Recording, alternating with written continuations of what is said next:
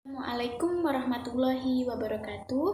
Saya Rizka Nur Safitri dengan nomor induk mahasiswa 933502620, Prodi Komunikasi dan Penyiaran Islam, Fakultas Usuluddin dan Dakwah dengan mata kuliah Ushul Fiqih. Di sini saya akan menjelaskan materi tentang ijtihad.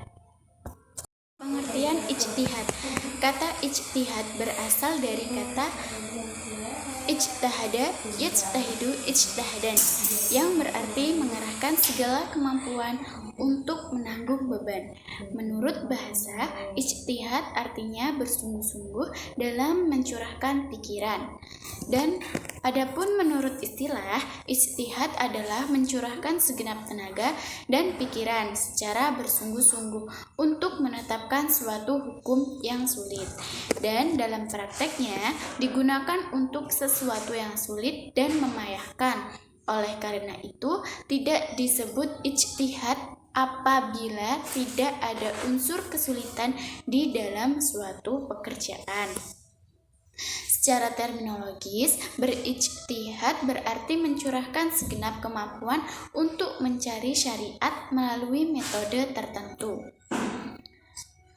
Ijtihad dalam bidang putusan hakim pengadilan ialah jalan yang diikuti hakim dalam menetapkan hukum, baik yang berhubungan dengan nas, undang-undang, ataupun dengan mengistinbatkan hukum yang wajib diterapkan di waktu ada nas.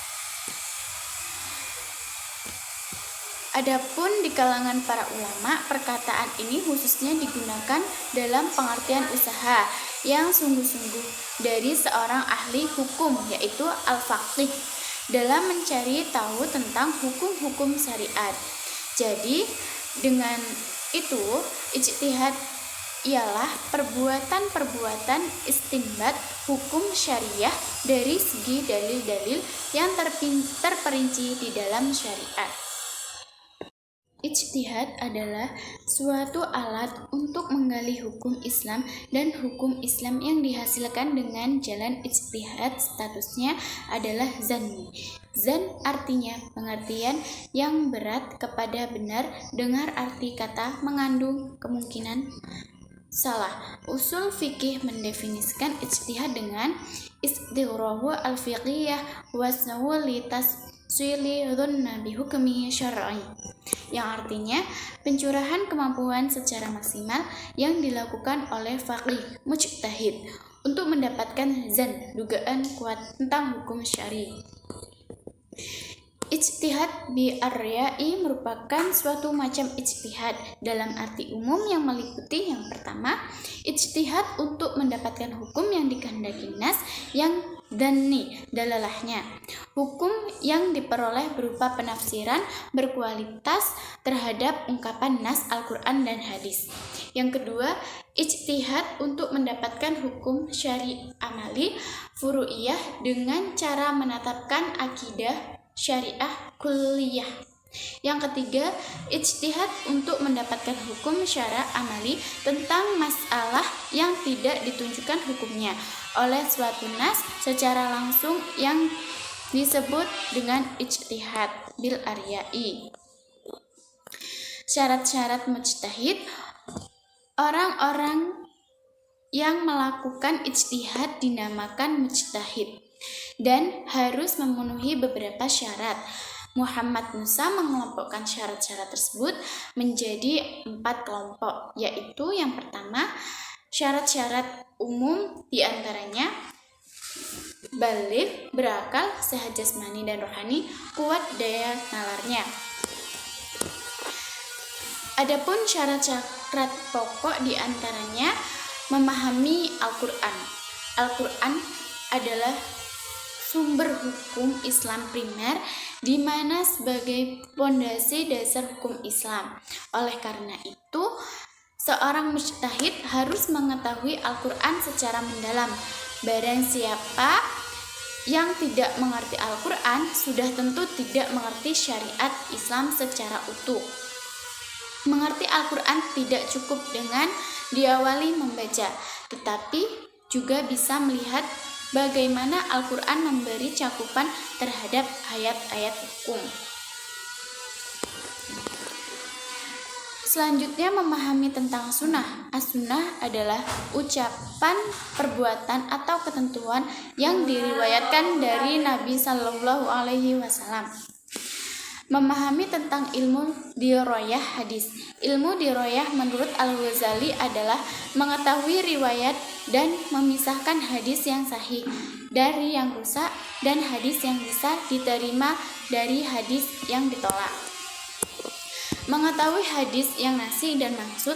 Mengetahui hadis-hadis yang nasih dan maksud ini dimaksudkan agar seorang mujtahid jangan sampai berpegangan pada suatu hadis yang sudah jelas dihapus hukumnya dan tidak boleh dipergunakan, seperti hadis yang memperbolehkan nikah mut'ah, di mana hadis tersebut sudah dinasak secara pasti oleh hadis-hadis lain.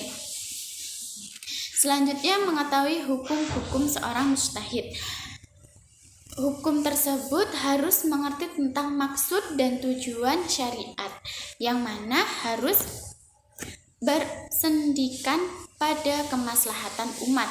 Dalam arti lain, melindungi dan memelihara kepentingan manusia, menghindari fatwa yang berseberangan dengan nas tersebut. Selanjutnya ada syarat-syarat penting, diantaranya menguasai bahasa Arab. Sebagaimana kita ketahui, kedua dasar hukum Islam menggunakan bahasa Arab, maka dari itu seorang mujtahid wajib mengetahui bahasa Arab. Seorang mujtahid wajib mengetahui bahasa Arab dalam rangka agar penguasaan pada objek kajian lebih mendalam dari segala aspek seperti nahwu, sorof, balaghah, dan segala seluk-beluknya. Karena kekurangan pemahaman bahasa Arab tersebut akan berdampak kurang tajam dan analisa mereka terhadap nas-nas Al-Quran dan hadis. Selanjutnya, mengetahui asbab al-nuzul, mengetahui sebab turunnya ayat tersebut. Dalam salah satu syarat mengetahui Al-Quran secara komprehensif, bukan hanya pada tataran teks tapi juga akan mengetahui secara sosial psikologis. Selanjutnya, mengetahui usul fikih. Di antaranya, ilmu yang harus dikuasai oleh mujtahid adalah ilmu usul fikih, yaitu suatu ilmu yang telah diciptakan oleh para fuqaha untuk meletakkan kaidah-kaidah dan cara untuk mengambil istinbat hukum dari nas yang mencocokkan cara pengambilan hukum tidak ada nas hukumnya. Dalam usul fikih, mujtahid juga dituntut untuk memahami qiyas sebagai modal pengambilan ketetapan hukum. Selanjutnya ada mengenal manusia dan kehidupan sekitarnya. Seorang mujtahid harus mengetahui tentang keadaan zamannya, masyarakat, problemnya, aliran ideologinya, politiknya, agamanya, dan mengenal hubungan masyarakat dengan masyarakat lain, serta sejauh mana interaksi saling mempengaruhi antara masyarakat tersebut. Setelah ada syarat-syarat penting, dijelaskan syarat-syarat penting, di sini juga ada syarat-syarat pelengkapnya. Di antaranya yang pertama, mengetahui asbab al-wurud hadis. Syariat ini sama dengan seorang mujtahid yang seharusnya menguasai asbab al-nuzul, yakni mengetahui setiap kondisi, situasi, lokus, serta tempus hadis tersebut ada. Yang kedua, mengetahui hal-hal yang diijma'kan dan yang diikhtilafkan. Bagi seorang mujtahid harus mengetahui hukum-hukum yang telah disepakati oleh para ulama sehingga tidak terjerumus memberi fatwa yang bertentangan dengan hasil ijma'. Sebagaimana ia harus mengetahui nas-nas dalil guna menghindari fatwa yang berseberangan dengan nas tersebut. Bersifat adil dan takwa. Bersifat adil dan takwa di sini dijelaskan bertujuan agar produk hukum yang telah diformulasikan oleh mujtahid benar-benar proporsional karena memiliki sifat adil, jauh dari kepentingan politik dalam istinbat hukumnya. Baik, sekian materi dari saya. Semoga bermanfaat. Saya akhiri. Wassalamualaikum warahmatullahi wabarakatuh.